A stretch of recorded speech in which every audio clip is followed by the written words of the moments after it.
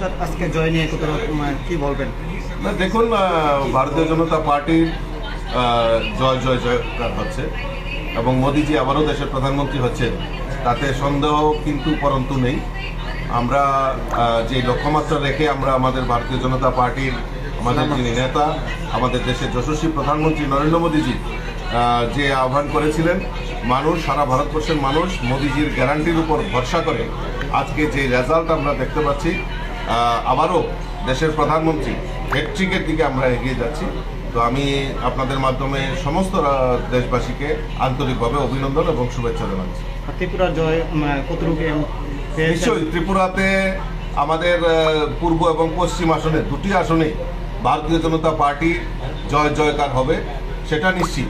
আমরা এর আগেও বলেছি, আমাদের লক্ষ্য হলো কত ভোটে আমরা জিততে পারবো, মার্জিন কত থাকবে, বিরোধীদের জামানত বাজেয়াপ্ত করা। কারণ জানেন, ইতিমধ্যে আমাদের অ্যালায়েন্স ছিল আইপিএফটির সঙ্গে। লোকসভা নির্বাচনের আগে তিপ্রা মথা, যেটা আঞ্চলিক দল, বিরোধী দল ছিল, সেটাও ভারতীয় জনতা পার্টিতে সামিল হয়েছেন। এর মানে আমাদের শক্তি আরও বৃদ্ধি হয়েছে।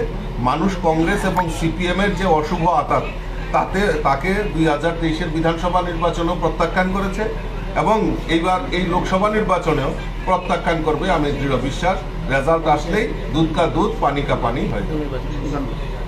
উপনির্বাচন নিয়ে কি বলবেন?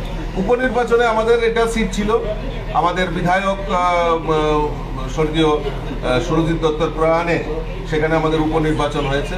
সেই উপনির্বাচনে আমাদের দীপক মজুমদার এখন অবধি যে ট্রেন্ড আমাদের কাছে রয়েছে, প্রায় 3000-এর উপর বেশি ভোটে এগিয়ে আছে।